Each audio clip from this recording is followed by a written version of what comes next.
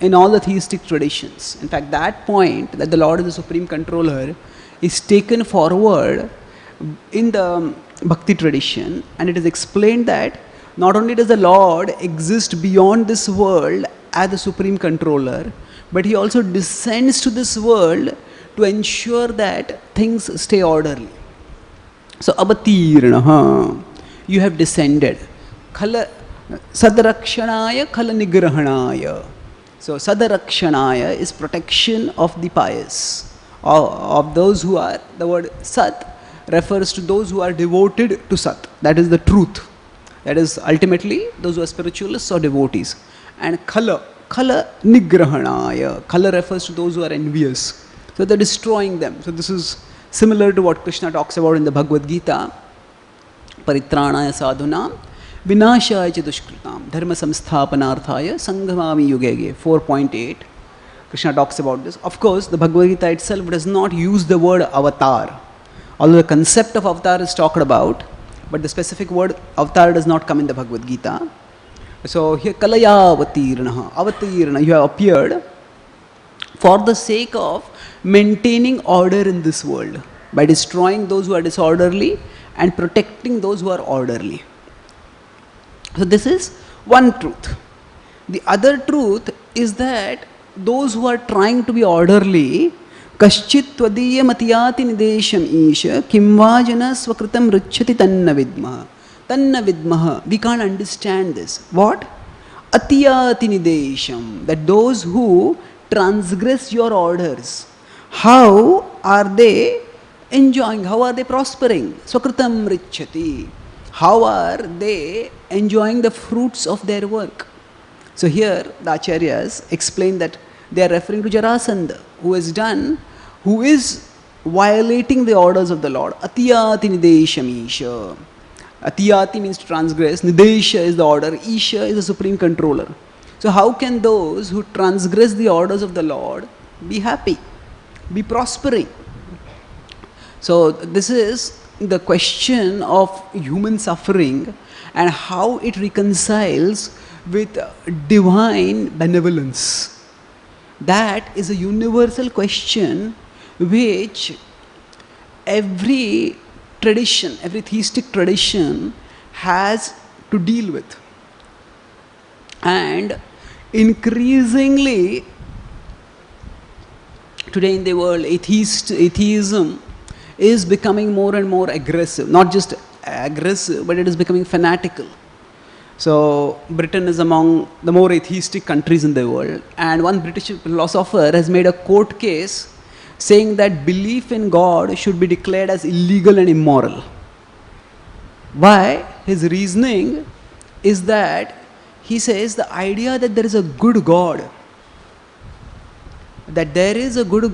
when we see the reality and the gravity of human suffering, and to hold on in the face of such suffering to a belief in a good God is an insult to human suffering.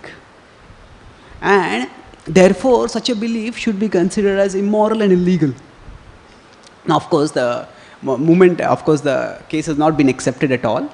But the point is that this can lead this contradiction between the reality of suffering in this world and the truth and the scriptural assertion of God's goodness. This can perplex many people, and can perplex everyone, not just many people, even devotees. As seekers, we can also be perplexed. And this sort of extremist reactions, where one not only rejects God, but calls belief in God as, or holds that belief in God is wrong, is immoral. This is an extremist reaction which comes from an excessively material conception of life.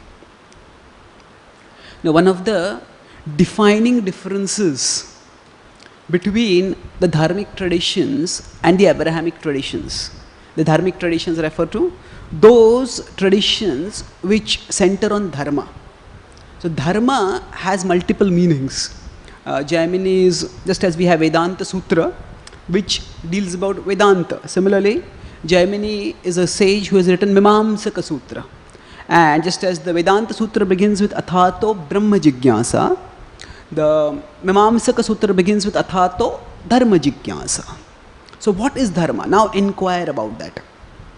So Dharma has multiple definitions, multiple meanings, but underlying them all is an understanding of the underlying unifying order of creation. And the dharmic traditions essentially aim to harmonize with the order of the universe. So bhakti essentially means that two things: to understand that everything comes from the source and that everything should be linked back with the source. So there is a source, and that source, the bhakti tradition tells us, is Krishna.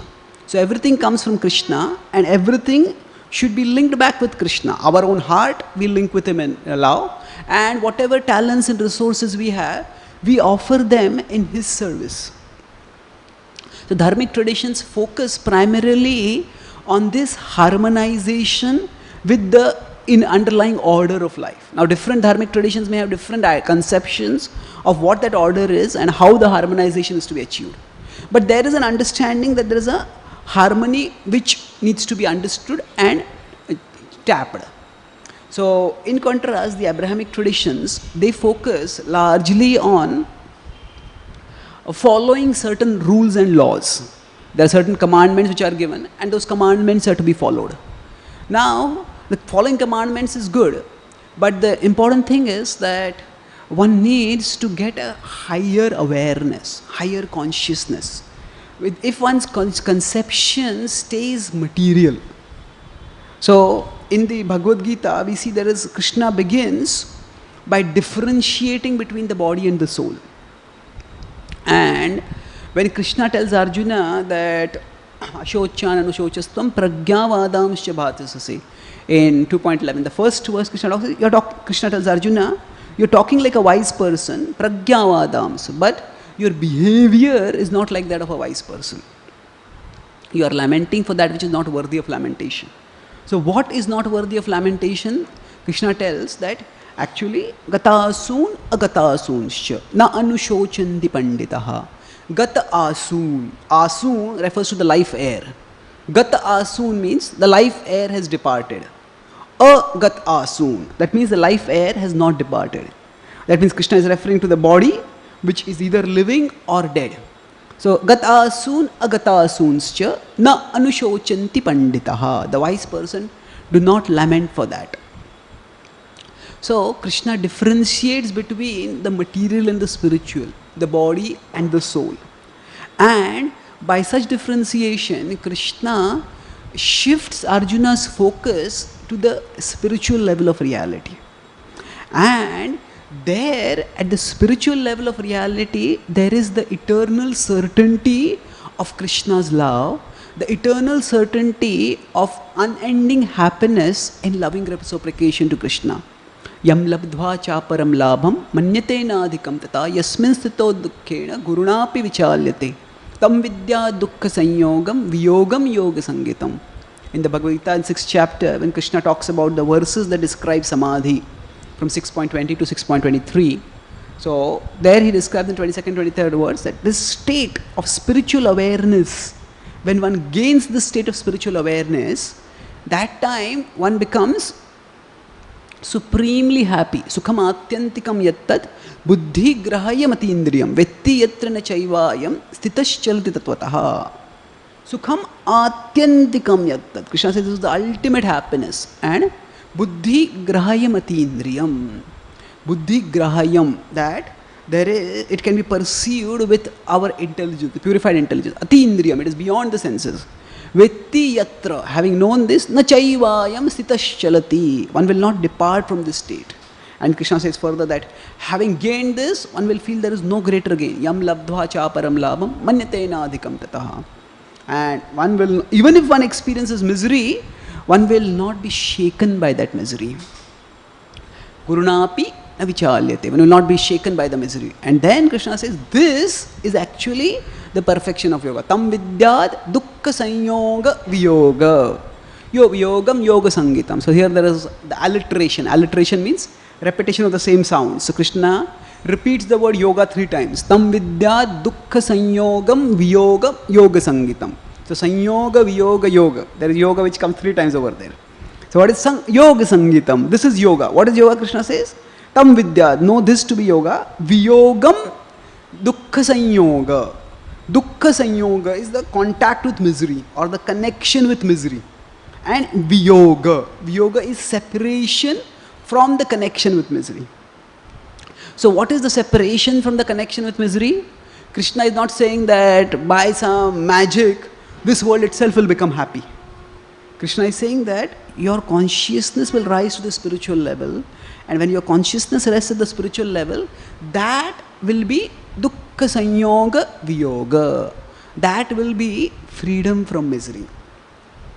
So that means if the Bhagavad Gita tells there are these twin levels of reality. There is material reality and there is spiritual reality.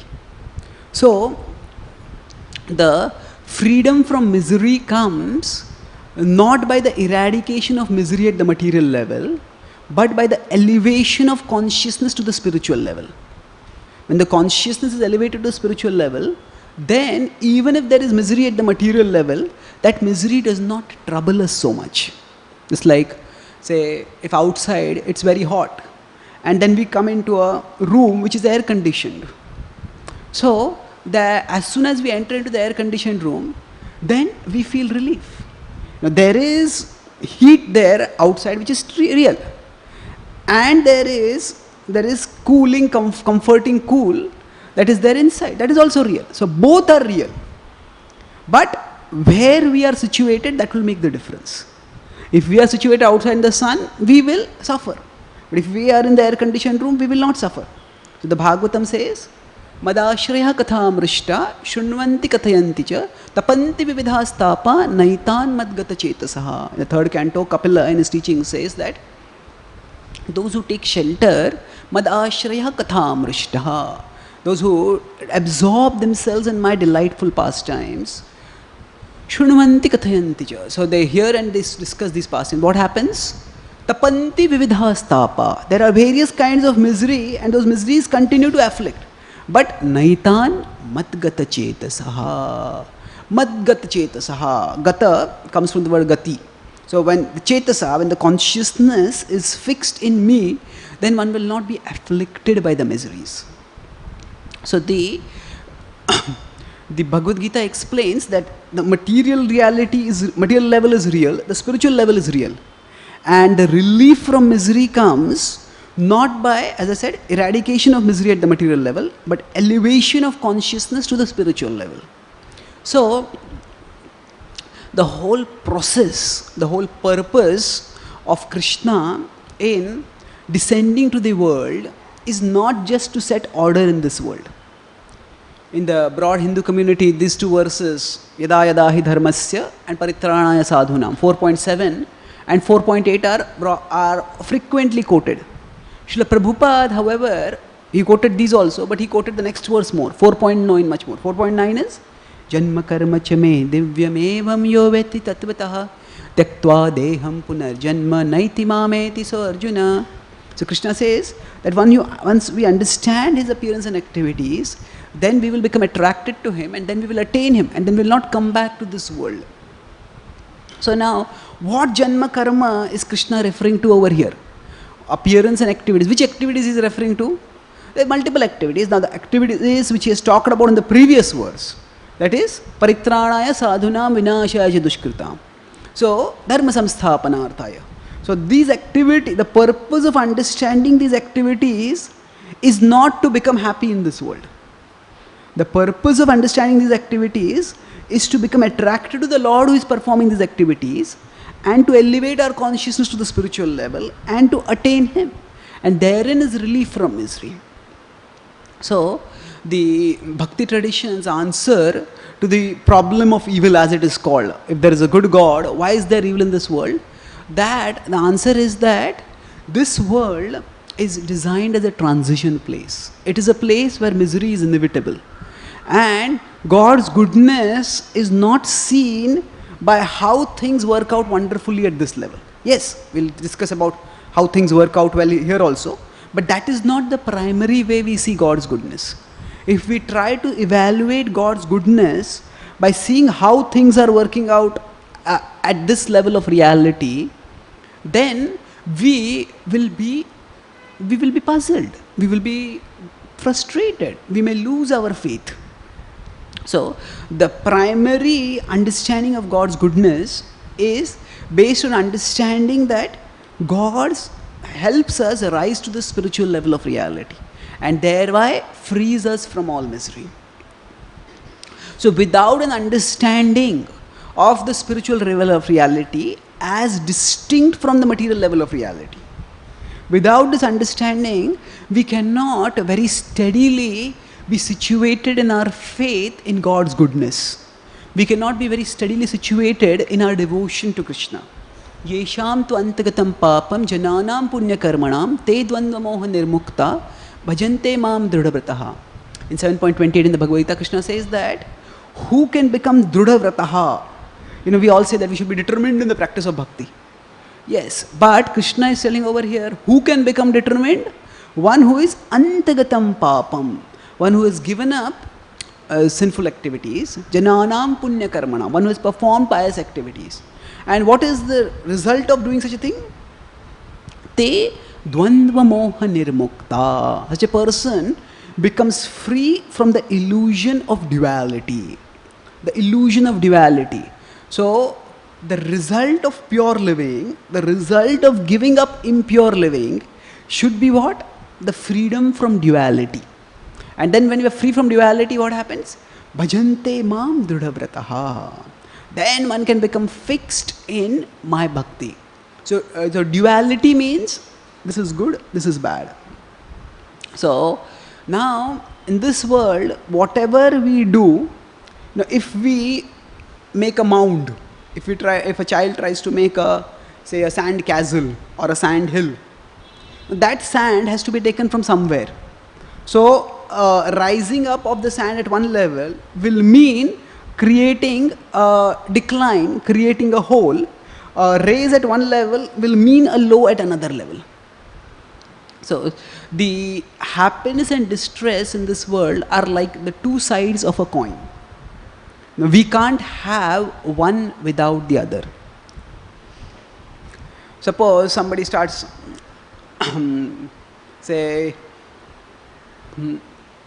watching a cricket match, and this is, I enjoy cricket. And then we start watching the cricket match and we are enjoying the cricket match, and then suddenly our favorite team loses. Now when our favorite team loses, we cannot say, I am detached from cricket, I don't care. Now to the extent we delight in the pleasure when our favorite team wins, to that extent our consciousness gets locked in cricket. And then we can't just suddenly pull it out.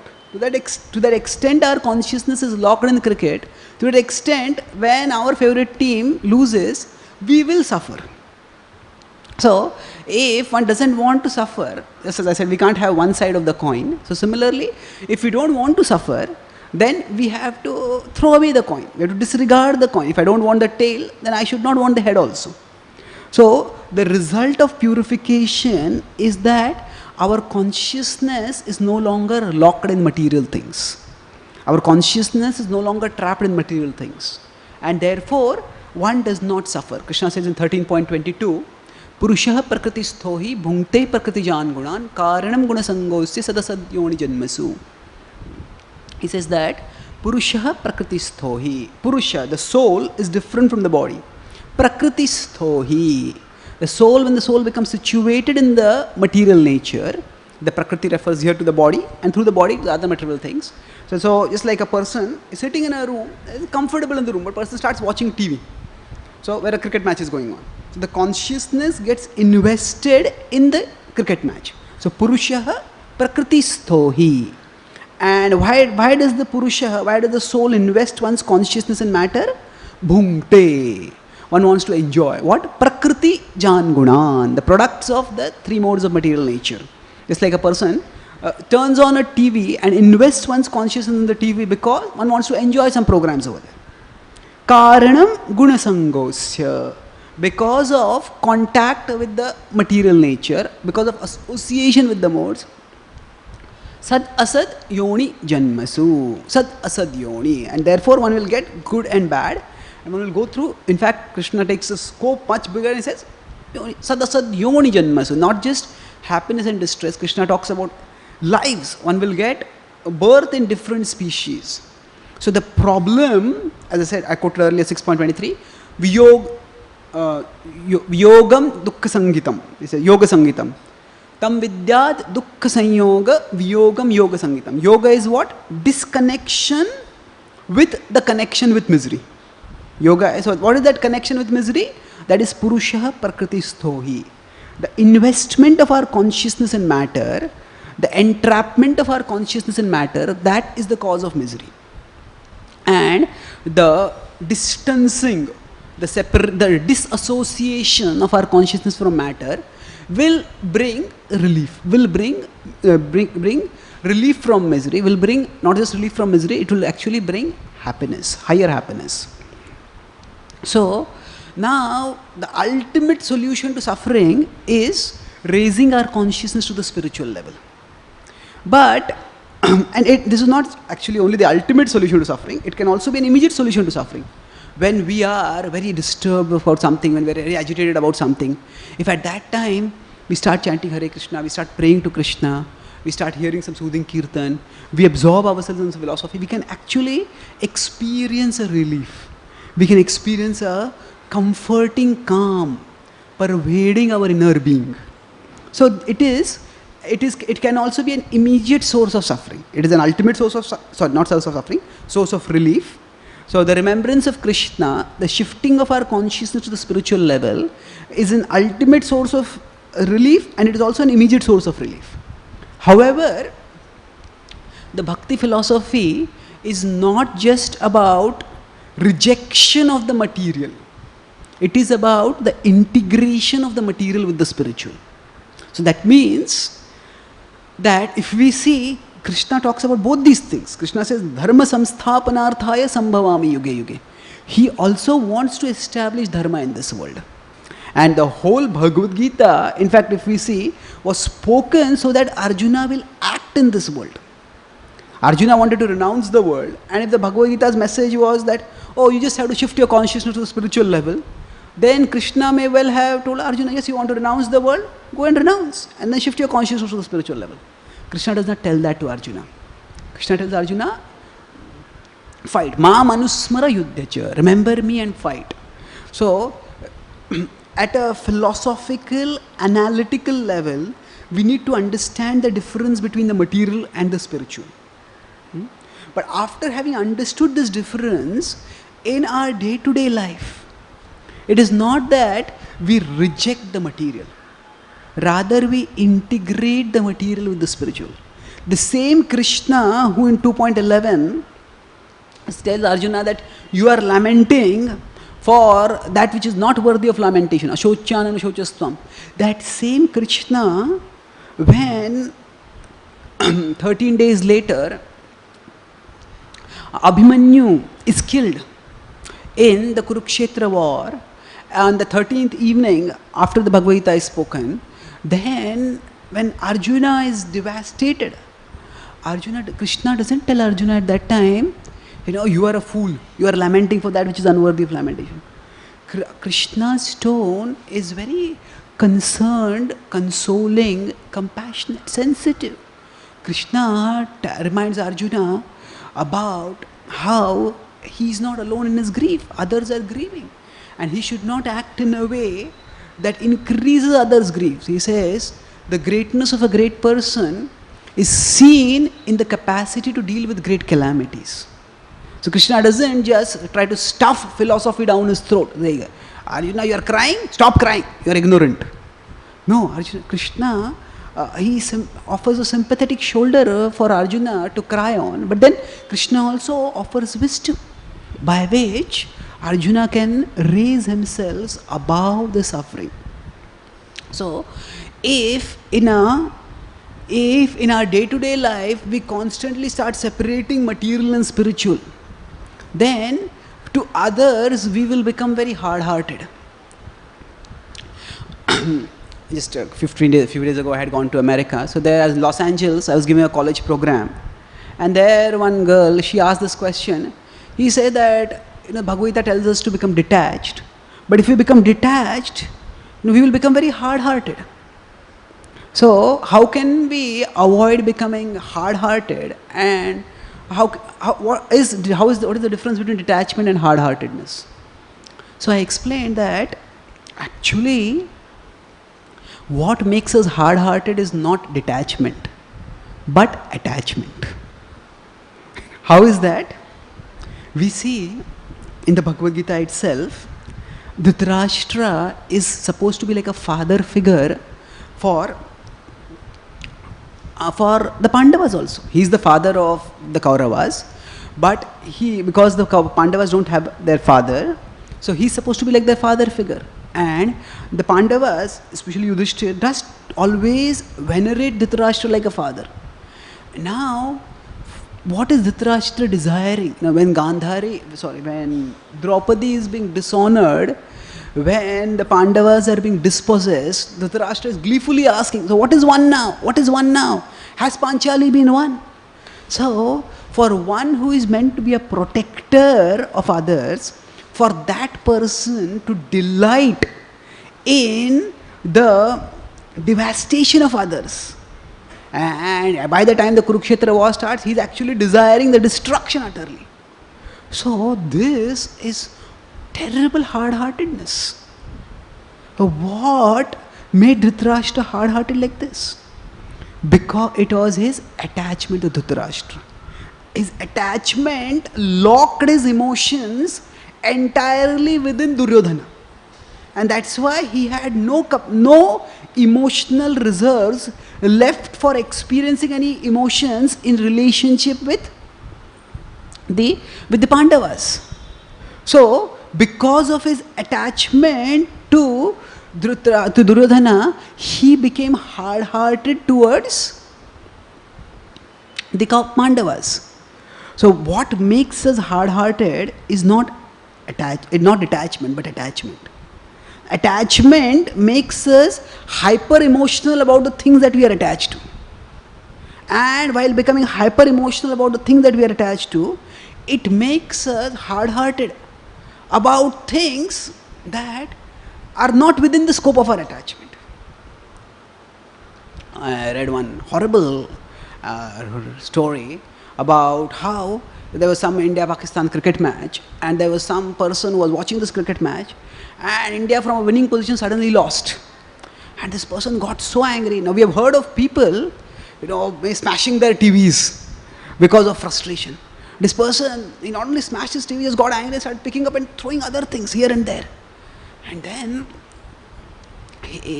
so suddenly the family came and said, what are you doing? And then he was such a wild anger, he had a small baby, he took the baby and banged the baby against the wall of the house. The baby's head crashed open, smashed open. And the whole family was horrified. They just took him to the hospital, took the baby to the hospital. And this person, he came back to the senses when he saw all the gore and the flesh. And then he banged his own head against the wall in frustration. And the baby was injured and he himself was injured. So now how can a father injure one's own child? That is the result of attachment. Now, attachment can so consume our consciousness that we become utterly blind, deadened to everything else. So, what makes us hard-hearted is attachment, not detachment. Now, in contrast, when we talk about detachment, there is a difference between detachment and hard-heartedness. The difference is that hard-heartedness is essentially the inability or the unwillingness to experience emotions or to invest emotions. Whereas detachment is the ability to step away from situations, from relations, from circumstances that are harmful to us. Detachment means that if a certain, like for example, Dhritarashtra and Duryodhana, in that relationship, Dhritarashtra's being emotionally invested in Duryodhana that was harmful to him. That made him give up dharma and act adharmically. So detachment means to be able to step away from situations or relations that are harmful, that are self-defeating. So detachment is a strength. Actually, detachment is vital for emotional maturity. Now, sometimes when people are attached, they are often very clingy. They just hold on to some person. They just like small babies may hold on to the mother and they just can't live without the mother. But some people stay like an emotional infancy and they are very emotionally dependent on somebody else. And that is actually an unhealthy situation. When our whole sense of well-being, well-being and self-worth is just invested in someone else, then that is actually very emotionally unhealthy. So detachment is foundational for emotional health, for emotional maturity. So why I was discussing all this is that Arjuna, when he is devastated by the death of Abhimanyu, Krishna does two things. Krishna sympathizes with him, Krishna empathizes with him, Krishna is sensitive. But at the same time, Krishna also guides Arjuna to act properly. Not in a hard-hearted way, but in a sensitive way. So, when we are faced with the reality of suffering in this world, either in our own life or in the lives of our loved ones or in the world at large, as devotees, we shouldn't be hard-hearted. When there is suffering, there is the reality of the suffering. Now we see that Srila Prabhupada, when he saw the small child in Mayapur in 1970s, when he saw, it was 74 I think, in Mayapur festival, he saw there are small child, and the child was actually going to the garbage heap and was trying to find some food over there and eat that food. And there were animals also, dogs also were going in that same garbage heap and trying to see some food to eat. And what did Srila Prabhupada say at that time? He called the leading disciples and there he told them that nobody 10 miles around a temple should go hungry. So now what does this mean? Is this material compassion? Is this spiritual compassion? Prabhupada is in a dham, it's in Mayapur dham.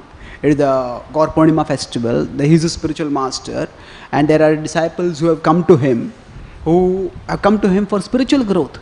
And what is Prabhupada telling? That he is seeing someone suffering, seeing that that person is suffering because of hunger. Prabhupada is saying no one should go hungry.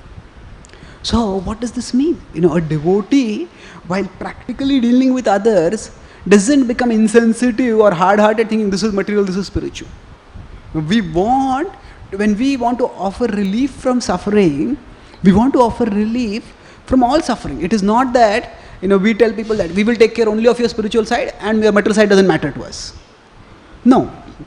When we love someone, when we care for someone, we care for the complete being of the person. In fact, we see that Krishna, in the whole Mahabharata, he is angry when the Pandavas are dispossessed of their kingdom. And then he strives to ensure that the Pandavas get their kingdom. So Krishna doesn't say, oh Pandavas, I love your soul, but I don't care of your kingdom. The kingdom is material. No, Krishna strives to arrange for reinstating them in their kingdom also. So this means that we cannot artificially create a divorce or a rupture between the material and the spiritual during our normal functioning in life. For us, the material is also important. And when we are in the material world, the material things are important.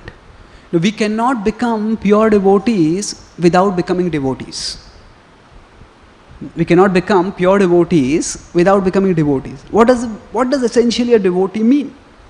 A devotee is one whose heart is devoted to Krishna, one whose heart is connected with Krishna. Now, right now, when we live in the material world, the material things are important for us. From a functional perspective, they are important. from a survival perspective, they are essential. So the material things do occupy an important place in our heart. So now if we want to connect our heart with Krishna, if there are some material problems in our life, it's not that we can say, Krishna, I will not talk about anything material with you. I'll talk about only spiritual things with you. Yes, that is okay at a philosophical level to differentiate between material and spiritual. But at a practical level, we need to first connect our heart with Krishna. So here we see the kings, they are saying, we cannot understand how is it that this Jarasandha is prospering. And conversely, the implication is, how is it that we are suffering?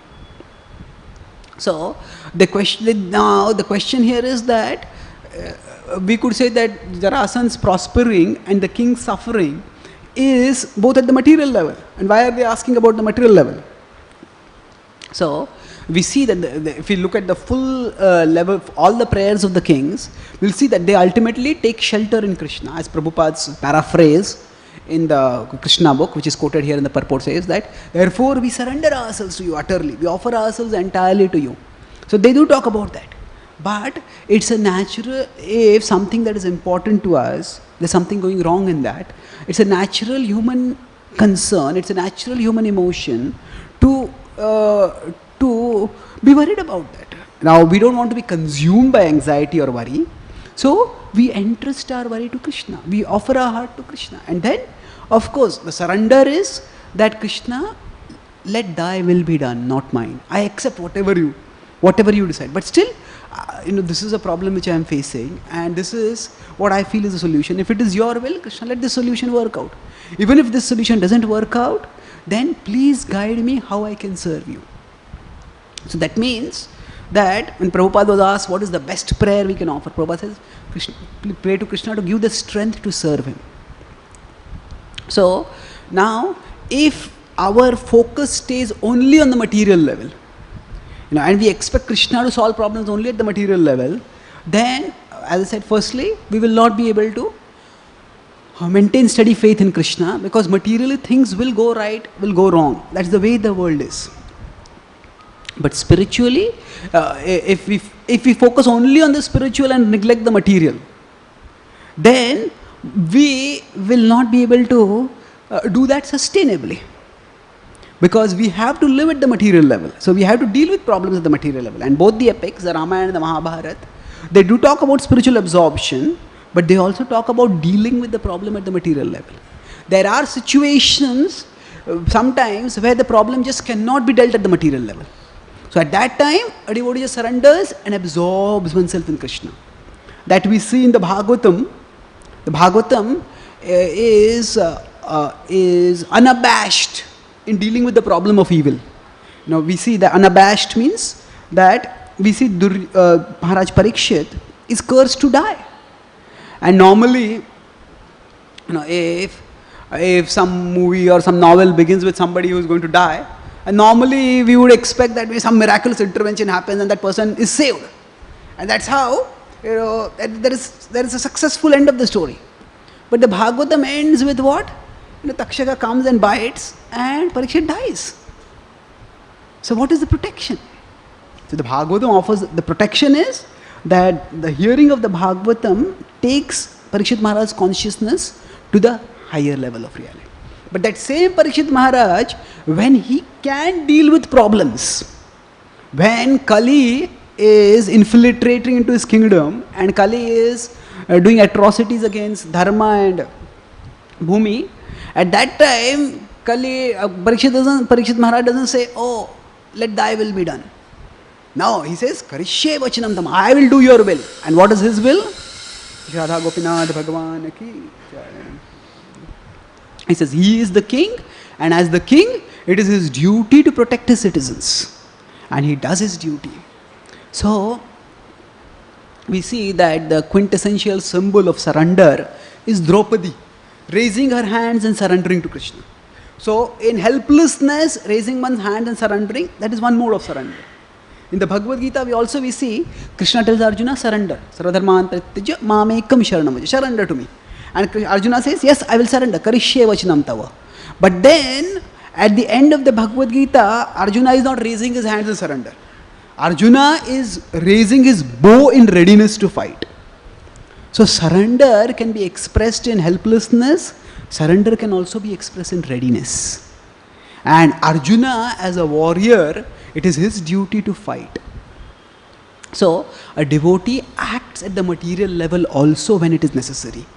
And the devotee, while acting at the material level, we don't let our consciousness get invested in the material level, because our consciousness is sheltered in Krishna. And why do devotees act at the material level? So that the material level can also be harmonized with Krishna. We all have been given certain talents, certain resources. So we need to use them in Krishna's service. And by that is the way we express our bhakti. So Mahamanusmara Yudhyacha. Arjuna's specific talent was fighting. And Arjuna, at one level he is a devotee whose heart is devoted to Krishna. But Arjuna is also an archer. And he did not become an archer just by chance. He labored tirelessly to become an archer. We know that story that once he was, all day he would practice. And at night he was eating food and suddenly the lamp got extinguished. And he said, oh, I can eat food even without light I can eat food. If I can eat food, if my hand can find the mouth even when there is no light, then why can't my hand move in such a way that the arrow can find the target at night when I can't see? And that's how he started practicing even at night. And he became one of the decisive factors. That was a time when there were many other great archers. One of the things that raised Arjuna above other archers was his capacity to shoot invisible targets. So Arjuna did not just say, oh, this archery is material, it doesn't matter. When Arjuna was learning archery, did he know how his archery skills were going to be used in Krishna's service? He might not have known at that time. But that was his duty, and he did his duty well, and eventually circumstances worked where he was able to use his archery skills in Krishna's service. So as devotees, we don't have to reject our material skills, our material vocations, our material roles, but rather we have to harmonize them with the spiritual. So if our material roles and our material goals consume our consciousness, then if something goes wrong in the material roles and goals, we will be devastated. But if we use our material roles and goals so that we can serve Krishna better, then even if things don't work out in the material roles and goals, still we will have shelter in Krishna. And if the things work out, then we will be able to make a constructive contribution for Krishna's service. So the Bhagavatam, when there is evil in this world, Bhagavatam's answer is that actually you should be a part of the solution. So the kings, here they are helpless and they come to Krishna for help. And Krishna helps them. We will see later Krishna goes and rescues them. After rescuing them, he installs them as kings again, reinstalls them and tells them that you should administer according to the principles of dharma. So similarly, for us as sadhakas, we all have our kshetras, whether it's our own family, our own body, our own life, our social circle. If we take shelter in the spiritual, Mamanusmara, and then Yuddhacha, and then we act in the material, then not only will we be growing spiritually, but we'll also be setting a positive example, sending out positive spiritual vibrations, and making a constructive contribution in society. So ultimately, it is by elevating our consciousness to the spiritual level that we become free from misery. But intermediately, Krishna, he wants to have an order in this world by which people can practice spiritual life. Krishna, when he says dharma samsthapanarthaya, that is what? He wants to establish a moral and spiritual order by which everyone can progress towards spiritual consciousness. And we can play our small part in that by setting our own example and by acting in a way where we are spiritually sheltered and we are materially resourceful, materially dynamic. So that spiritual shelter gives us a sense of solace and strength when the material ups and downs come. And the material dynamism, it makes sure that our energies are constructively channelized, our gifts are positively utilized, and we make valuable contributions in whatever we do in life. So I'll summarize. I started by talking about how the problem of evil, this verse talks about this contradiction that God is in control and God descends to establish order, but still there seems to be disorder. That those who are orderly are suffering and those who are disorderly are enjoying. Why is that? So the answer to this question requires differentiating between the material and the spiritual. If we expect God's goodness to be manifested at the material level, because I am devoted to God, so everything will be fine at the material level, then our faith in God God's goodness will become weak. It may even get shattered. So the Bhagavad Gita says that there is a material level of reality and there is a spiritual level of reality. God's ultimate goodness is that He helps us raise our consciousness to the spiritual level. And therein is ultimate relief. Just like there is heat outside, there is comforting cool in an air-conditioned room. Both are real. If somebody opens the door for us to enter into that air-conditioned room, we get relief. So what the Bhagavad Gita does is, it opens the door for us to enter the spiritual level of consciousness. And thus we get relief. Now that is the ultimate relief. That is also an immediate relief when we are agitated in this world. But at the intermediate level, the outer level, the heat is real.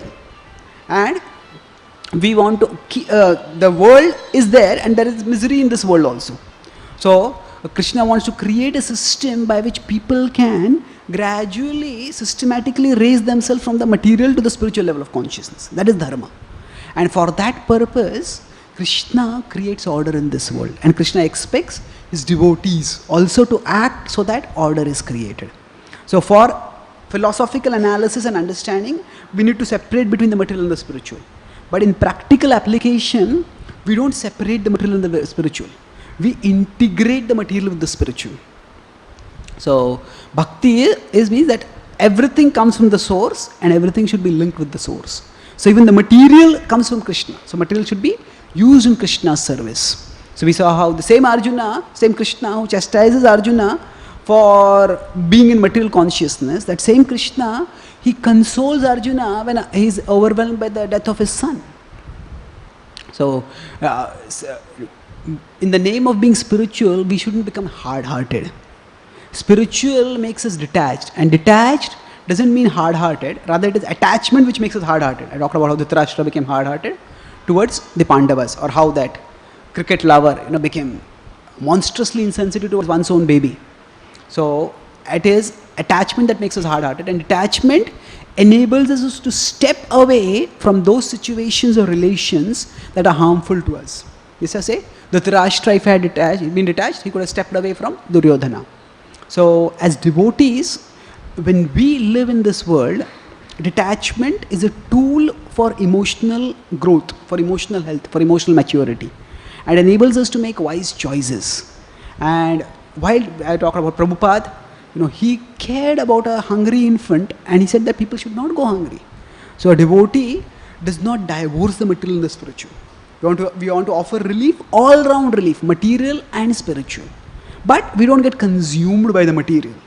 Rather, we take shelter in the spiritual and we also act at the material level.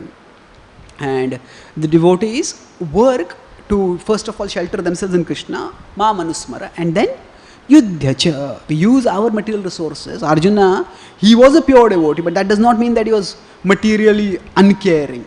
He worked hard in his archery skills. Similarly, as devotees, if we act enthusiastically, act responsibly at our material level, act resourcefully, then we can set positive examples by which environment can be created for people to take shelter of Krishna and attain ultimate relief from misery. Thank you very much. Is there any one question? Yes? Yeah?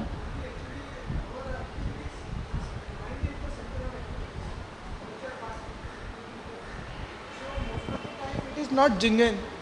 The mind is not genuine. But how to know that while performing the certain right activities or spiritual activities, our mind is genuine? Genuine? Yes. What do you mean by genuine? Means it is following the process perfectly. Okay. So the mind is the center for all our activities, and often the mind is not genuine. So how can we ensure the mind is genuine when we are doing some activities? We need yukta ahara viharasya, yukta cheshtasya karmasu, yukta swapnavabodhasya yogo bhavati dukkha. In 6.7 Krishna says that we need to be regulated, yukta, in all our activities. So in general, we live in a very passionate society, rajasic society. And the effect of that is our life will also become rajasic to some extent. And it's not entirely undesirable. First of all, it's not avoidable entirely also. But we need to have a framework of sattva in our life. That means if we have a broad plan that, okay, this is the time I'm going to do this, this is the time I'm going to do this, this is the time I'm going to do this. And overall we have a plan. Plans may not work, but planning works. Plans means, okay, I want to do this, I want to do this, I want to do this. So specific things may not work out because life is unpredictable. But if we are doing planning, that means we have an overall compass for our life. And that does give us a sense of orientation. And that helps us to check whether we are progressing in the right direction or not. So overall, we need to have some amount of plan in our life. And that's how, if we have a broad plan in our life, then the mind cannot toss us here and there. Because if I have to do this, then I'll do this, then I'll do this, then I'll do this. So sometimes we may change certain things, but we have a plan. So even if the mind is filled with, mind sometimes comes up with impure, undesirable thoughts and desires, we don't, if we are busy, then we won't act on them. If we leave blanks in our schedule, if we leave blanks, the mind will not only fill in the blank, the mind will overwrite the sentence. The mind will override the sentence. So we need to be purposefully active. Now, Prabhupada was busy without being in a hurry.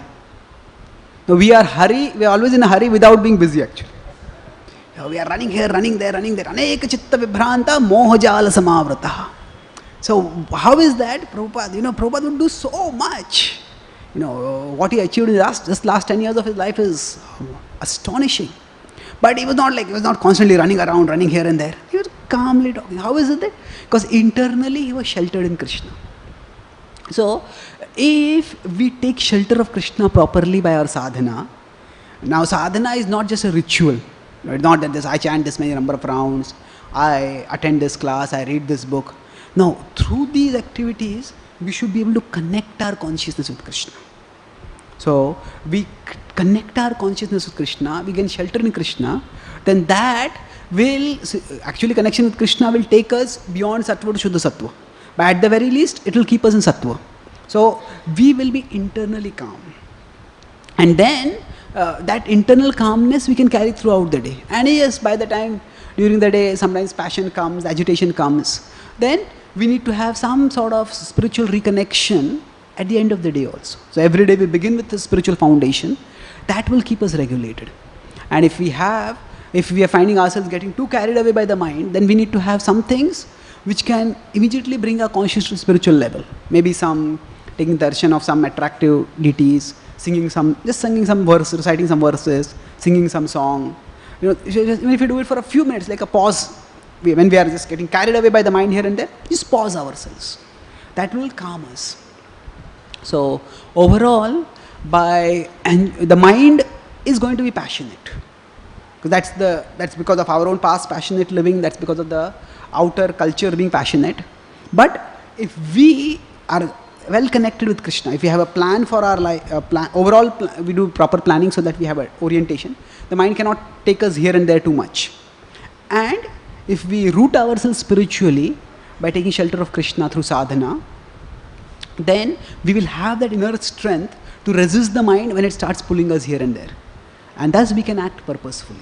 Did I address your question? Thank you. So thank you very much.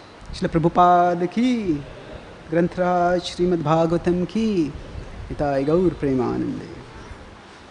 Hare Krishna.